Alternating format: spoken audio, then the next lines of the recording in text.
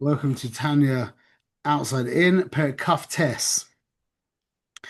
Okay, page 70. But we're talking about um bad thoughts and about depression, I suppose, at the end of the day, is what he's talking about is not being depressed. And then we just Kaf Ches was about davening specifically. And now we get into a very important chapter for us, for the Benoni, chapter Kaf Tes, which is about what we call Timtum Alev. And Timtum Alev is, um, I suppose it's probably correct to call it depression. It's a blocking up of the heart. The best way to label it is the opposite of simcha. Again, and according to Tanya, the way I understand it, simcha is not an emotion. Yeah, simcha is the availability to emotion. Emotion is ava and yira. That's emotion is a movement towards or a movement away. Yeah, and simcha is the availability uh, that one has to that emotion. And also Avelus. Simcha and Avelus are very, very similar.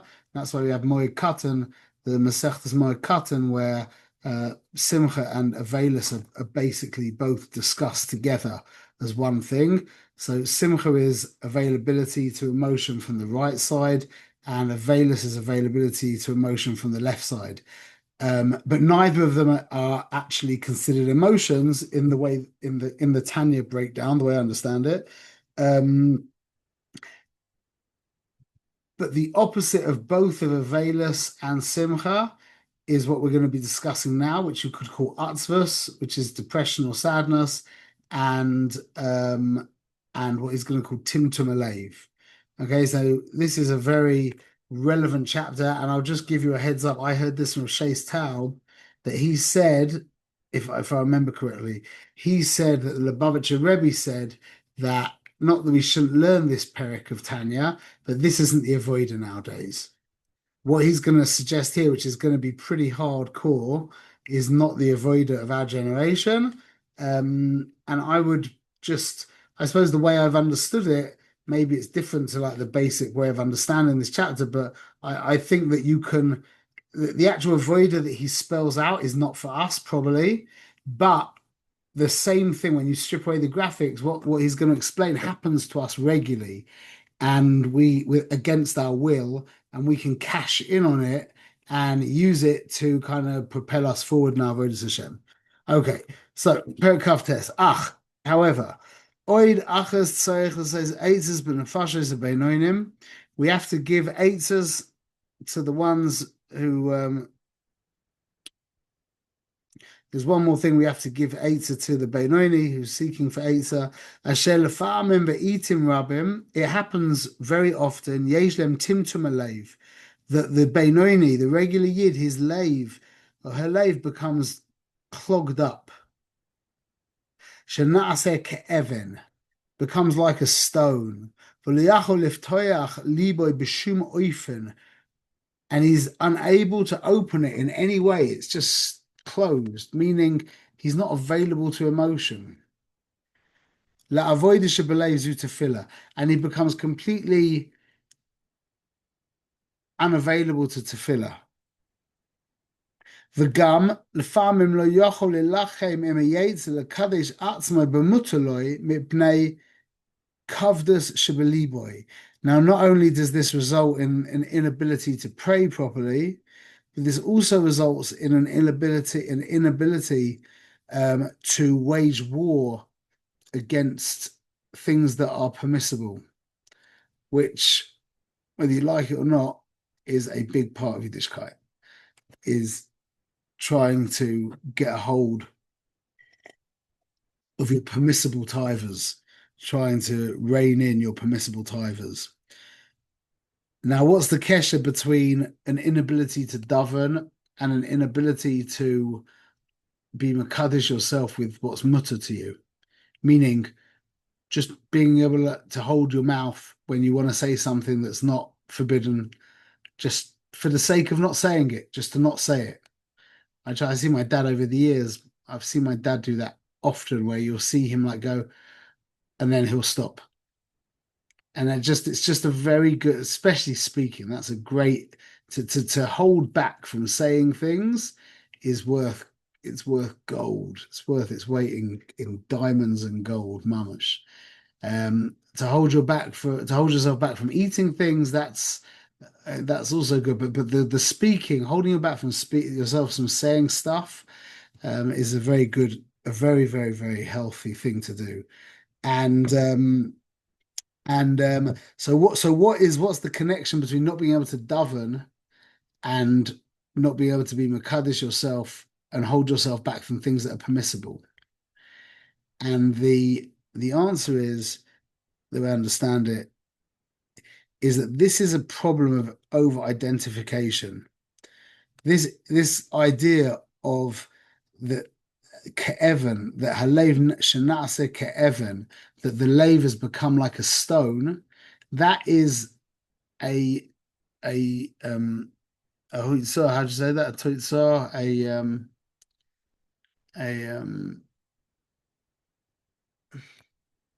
there's a product of over identification with things of this world. When you are over identified with the things of this world, you can't or number one, you can't be Makadish yourself with what's mutter. Why? Because when you have a desire to do X, to say so whatever it is, well, a person who's identified with the things of this world, it's not that he has a desire to say X, he is the desire to say X. It's like when you have anger, yeah, there's a difference between having anger in you and being angry. It sounds like semantics, but it's actually a completely different world. A person who says, there's anger in me right now, he is available to rise above the anger. When a person says, I'm angry, and someone says to him, calm down, man, relax, he'll just get more angry because it's like saying to anger, go away. And anger wants to live, just like everything wants to live. It's another thing. So a person calls man that a person is actually identified with his anger, he's in real trouble. He's not going to be able to become pacified unless something external will help him do that. Whereas a person who relates to anger as a passing phenomenon that's going on in his inner world that's going to go through, now he's in a really strong position to be able to actually deal with that. And why then can't he daven? Because being identified, well, really, Gabriel will know the answer to this, I think. Really, the only thing that you become identified, there's only one thing that you actually become identified with. What Binyamin said? Can't hear. Your thoughts. So you're on mute. Your thoughts. Yeah, what and deeper, more deeper than that, what is that? To say it on the most fundamental level. Your core isn't you. You become an angry core person. That's your identity, your personality. You are now an angry. That's how you're perceived, and that's how you show the world. That's who you are. Well, I'm not. That's not compartmentalized. It is one entire, from top to bottom. I am one angry human being. yeah, but so ask another question. Ask it another way. What is the connection between a person who's identified with anger and a person who is identified with the Minnesota Red Sox? I said that right, yeah? Or Minneapolis. Minnesota Vikings, I think. Oh, who's the Red Sox? The Milwaukee Brewers. Boston. I think it's Boston. I think it's Boston Red Sox. Brewers, yeah, that's a team. Okay. Don't get angry. Don't get angry that you didn't realize who's who. What's the connection between the person who's identified with his anger and the person who's identified with the Milwaukee Brewers and the person who's identified with his property portfolio, and a person who's identified with his religion, who's not Jewish, or he could also be Jewish. Well, what is that at the end of the day when you strip away all the graphics, you peel the onion down to the very essence, what really is being worshipped? Himself. Nefesh Bahamas. Himself. Exactly. That's the point. That is the point. So when a person is deeply identified, which really means he's identified with himself, even though he's identified with that, you know, that brand and with that religion and with that place and with that team, yeah, it's really at the pit of the whole thing. It's an identification with self. That's what prevents this person from davening. But there's no room. He's God. He's God. There's no room. He's God. Who's there? Who else is there to daven to? That's the feeling. They might not say that because they might believe very deeply in God. They might have identified with their God very deeply. Yeah, but that's not the Jewish. We as Jews, we have a chiyuv, we understand it, to yes, identify with Yiddishkeit and yes, identify with Hashem on a human level, like in a sense, like other people identify with their religions in a sense. But the difference is that we are connected to reality on a completely different level. We are created to reality on reality's level. We're connected to Hashem on his level. So we are commanded to serve Hashem. That's called B'kol Nafshecha. Yeah, but that is part of the avoider, meaning that if push comes to shove, you will be able to disidentify from that. But by identifying as a Jew and identifying with the Torah and identifying with other Yidden and Ahavas Yisrael, etc., we're actually Makadesh, that very dangerous talent, I suppose you'd call it, of the human soul. You with me? So now, so when a person is identified with X, number one, because they're identified with their thoughts, they can't overcome their tivers. But at the pit of it, they're identified with themselves. So there's no God to talk to. They're God. They're their own God. And Wow. that governing is impossible as well. Wow. So he mentions that first because that's the ikka, that the davening is impossible because a person who is, and there's a very good diuk to make from a Gemara in Yuma, which says when it's talking about the destruction of the second base of Migdash, and it said that the Yidden at the time were over on by the Bais Rishon, we were over on Avodah Zarah, Gilui Arais, and Shvichas Damim. Yeah, we had a shtickle emunah, so it was only a 70-year galus. By the Bais Sheni, the Gemara says that we had Torah, mitzvahs, and Gemilas Chasadim, but we were over on Sinas Chinam. So that was a much worse. It's a machlokas, but Lemaisa we passed it's a much worse bayah, and that's why we're in Galus for still 2,000 years, whereas the first Galus was only for 80 years. It's amazing that the Gemara there says three things. It says we had Torah, mitzvahs, and Gemilas Chasadim, but we were over on Sinas Chinam. What was it missing? What didn't it say? Tefillah. What? It didn't say we had tefillah. It said we had Torah, mitzvahs, and Gemilas Chasadim. Usually you would say Torah, tefillah, and Gemilas Chasadim. Torah, tefillah, mitzvahs, whatever it is. But the Gemara doesn't say tefillah. Why? Because when a person is in a very selfish selfish situation, yeah, which is what it means to be evil. Yeah, there is no tefillah. That doesn't mean they're not out. They're not out in the forest going like that. I'm not talking about. It doesn't mean that they don't daven Shemona Esrei like very hard. Yeah, it means there's not real tefillah. Real tefillah is is a recognition. Real tefillah is a deep recognition of the reality of Hashem, which means necessarily the same level of recognition of the illusion of yourself. That's what worship means.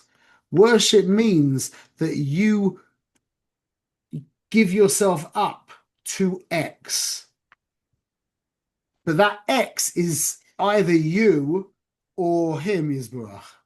So there can't be tefillah when a person is in a very selfish situation, a very selfish matzias, yeah, that he might be able to, stay in Shemona Esrei for 2 hours, yeah, but that isn't tefillah. Tefillah needs a humility.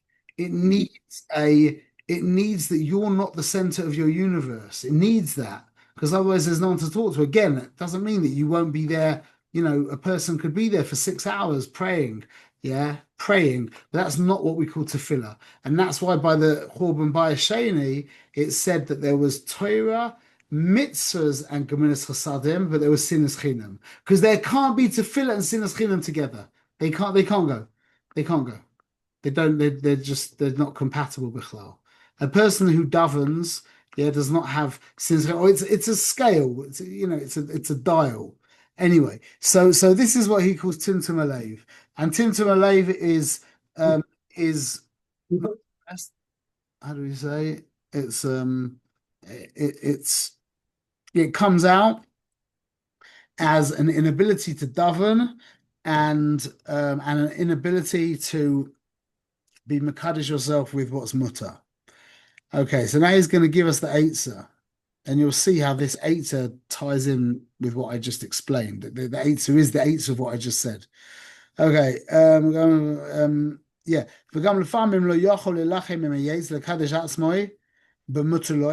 He's not able to be mekadesh himself with things that are mutter. Why? Because of the heaviness that is in his heart. And this is the eights that they give in the Zohar Kodesh. The Amarav Mesivta B'Gan Eden. He said Rav said in the oh no, it's not Rav's. Yeah, Rav said in the yeshiva of Gan Eden. Yeah. A beam, a wooden beam that does not set light, does not catch fire, smash it. And then he says, and a body that doesn't get set on fire by the light of the neshama, smash that. Perish. No, the light of the neshama, this is explaining what that means, that the ore of the neshama's ability to affect, to go out, which is called the light of the neshama and the seichel, it's not shining so bright, it's not shining bright enough to be moishel, to dominate over the physicality of the body. Va'af shemevin is boinem besichle begedulas Hashem, and even though that he understands and is mizboinen, he meditates on the greatness of Hashem, things that are meant to arouse you intellectually at least. They don't catch in his mind kolkach so much.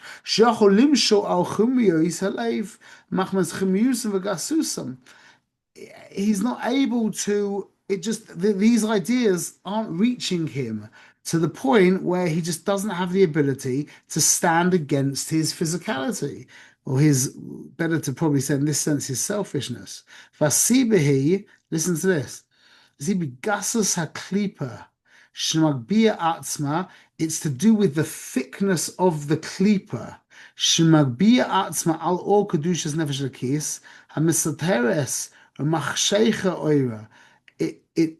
it's to do with the klipa, the heaviness of the klipa that obscures and darkens the light of the nefesh elokis.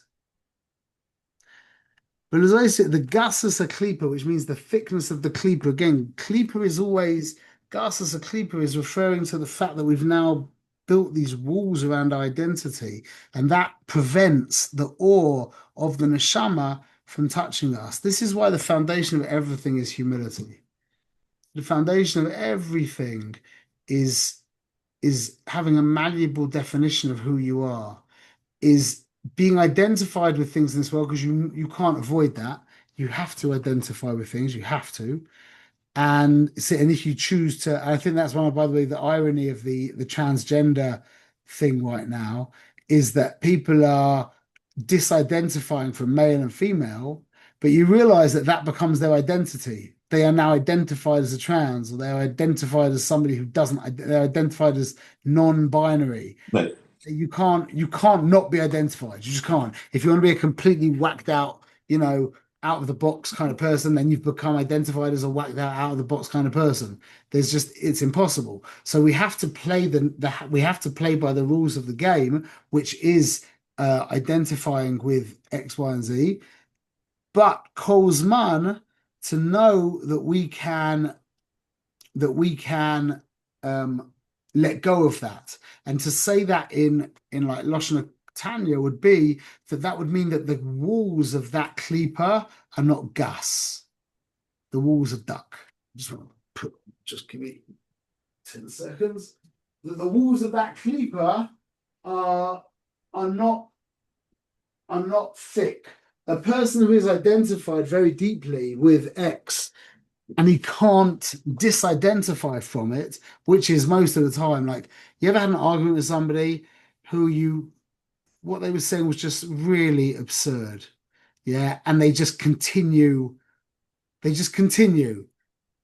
you're like, this is just ridiculous, yeah, and it's probably happened to us as well many times as well. Why? Because they've identified with their position and they can't let go. So hopefully with a put together person, yeah, he'll say something, someone will say something back to him that'll make more sense. And he probably, he'll try and fight a little bit. And then he'll say, yeah, you're right. What I said just makes no sense. Sorry. Yeah. That means that the klipa was not gas. The klipa was duck. It was refined and subtle. The person who keeps going because he can't disidentify, that klipa is gas. It's thick, and he can't break free from it. Meaning that the seichel, and this is the point, is the seichel, he says it here, the seichel can't penetrate. The guy's saying something that makes no sense, yeah? And you're speaking back to him, making a lot of logical, you're making logical sense. And that is like called the or, the light of the seichel shining. But because the klipa is so gas, that light doesn't penetrate and he can stay in his darkness. And for this, you have to smash it and push it down la'ofa to the ground. That's the source of anivus. Dahainu likboya itim lahashpil atzmo lias nevaza ba'einav nimas. That you should actually make times to be mevaza yourself, to put yourself down. I think it means in your own eyes. But take an accounting of yourself and say to yourself, you know what? I'm pathetic. Yeah, I am. That's pathetic. This is what he's saying. So this is what the Rebbe says. I think you shouldn't be doing. As we've written, "V'leiv nishbra, ruach nishbra," a broken heart. Thanks to Hillel, a broken heart is a broken spirit. He, the ruach, he has sitra achra shehi adam atzma v'beinoni. That is the mensch, the person, the regular human being, the Beinoni, he is identified with his ego. Now, when you, so to speak, insult yourself or bring yourself down, what you're doing is actually cracking that cracking that shell, so to speak. Shenefesh, and that is your default perspective. As a regular Jew, as a Benoni, your default perspective is from the eyes of the Nefesh of Bahamis, which means through egoic eyes. You experience the world as a human being. I know they say you're not a human with a, what is it? You're not a human being having a godly experience, you're a godly being having a human experience. I can't remember, something like that. But there's also the idea of you're not a human with a neshama, you're a neshama with a goof. Yeah. But that's not what the Rebbe says here. The Rebbe says that the default way of looking at the world as a regular Jew, a regular human being, is one of looking through human eyes, okay, and looking through human eyes. And your neshama is the chiddush. The Rebbe is saying that same word. He's just saying that that's the default that everyone says. Whenever I ask everyone, do you believe you have a neshama? They say yes. Because the default is that we think I have a neshama. And that's exactly what the Rebbe is saying. The reality is that you are a neshama and you have a guf. I can't hear you. The default is what? The default is that you are a guf that has a neshama. That is the default, yeah. Correct. But the Rebbe is saying exactly what that part says. He's just saying the reality is you're a neshama that has a guf, but that's not your reality. Yeah, I was just saying to people who say that really you're a neshama with a guf. Yeah. That's like, that is, you're right. Aliba de emes, that's how we're meant to be relating to ourselves. That's the goal. But the default position, like you just said, the default position is I am a body that has a neshama. And he'll go on. So now when we break down the body, yeah, we're actually breaking down our sense of identity. He says, that the Sitra Achwa, these lines need to be underlined. This is a foundational line in Tanya. He has Sitra Achwa Shehi Adam Atzmai B'Beinoni. The Adam himself, yeah, your sense of self, who you identify with in the Beinoni, is the Sitra Achwa. A regular Jewish person identifies with Sitra Achwa. And again, you need to understand what that means. That's not like abject evil. That just means that he or she does not see the world through godly eyes. We see the world through human eyes. That the life-giving soul that gives energy to the goof, it's in its it's in its prime strength as it always has been, and that comes out that is the mensch himself. Your sense of self, your sense of independent individual fragmented self, that is called Sitra Achwa. And as we say in the morning, the bracha says, Neshama shenasata bi tohorehi. Yeah, shenasata bi daika. Miklau, from this you understand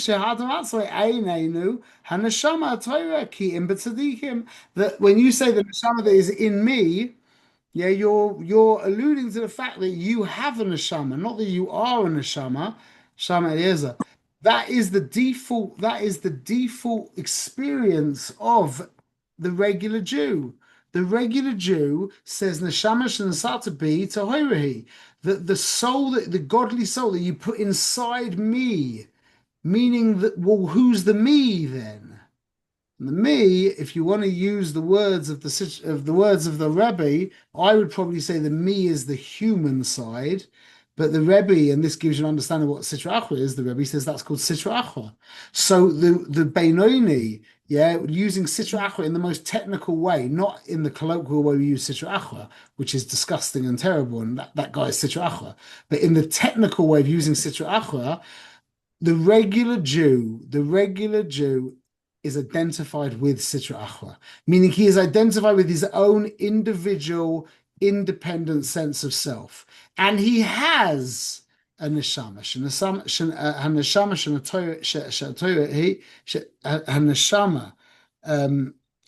shenasata bi tohorehi. Shenasata bi.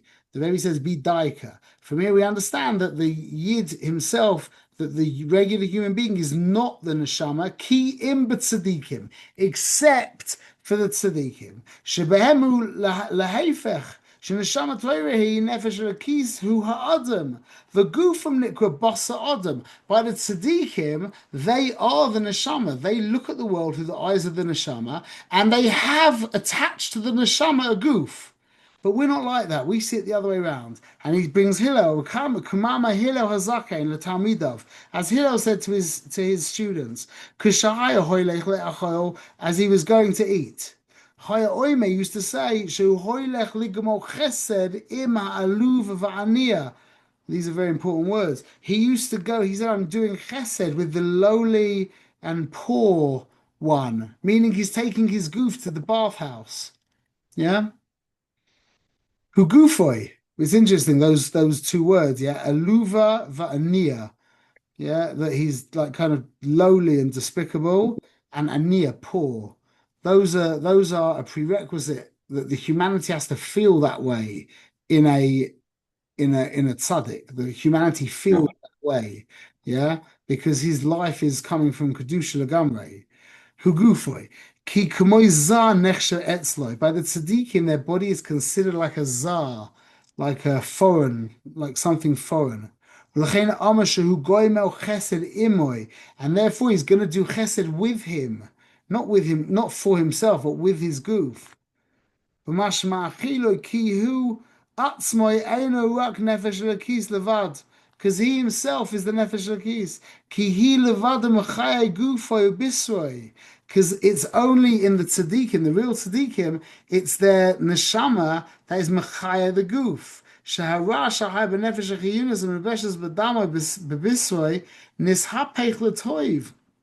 Because the selfishness that exists in their nefesh bahamis, or he calls it the nefesh achiyunas here, the life-giving soul that exists within the blood, like electricity exists in battery acid, ubisroi in the flesh, yeah. It's become toiv. And it's become nichlal in the kedusha of the nefesh elokis. That's by the tzaddikim. So we've got this. I mean, he's just basically described there the two different experiences of the tzaddik and the regular Jew. The regular Jew is a human being with a soul, or at least this is how the regular Jew feels. The regular Jew feels like he's a human being with a soul. And the tzaddik feels like he's a soul who's schlepping along with him a human being. So now, if your human being has become so fat and identified with all these things of the world, well, then you have to smash that. This is the parable he's going to explain to us. How do we break that? So if you break your humanity, so to speak, yeah, not meaning you're being human, but you break that part of you, your egoic self. Yeah, that independent, egoic, fragmented self, if you can somehow dismantle that, then you will have stepped out of this Timtum Alev. The Timtum Alev is identification with things of this world, which we said, in truth, is identification with self. Yeah, becoming your own God. Now, what is that? That's yourself. When we say yourself, we're talking about your body or your created chelek, your humanity. So by breaking our body I'm not talking physically, maybe that also has a place as well, but I'm talking by psychologically, so to speak, breaking your sense of self, which is going to explain here in a minute how to do that. That will necessarily or kind of automatically break this Timtum Alev, because that Timtum Alev is from identifying with that self. So if you break that self, well, now your Timtum Alev is just gone, and you will now be available to pray and to be mekadesh yourself with what's mutter. Okay, let's hold it, because now he's going to start getting into the details. It's a good place to hold. Shkoyach. Well, you have a second? Yeah. On topic? No, off topic.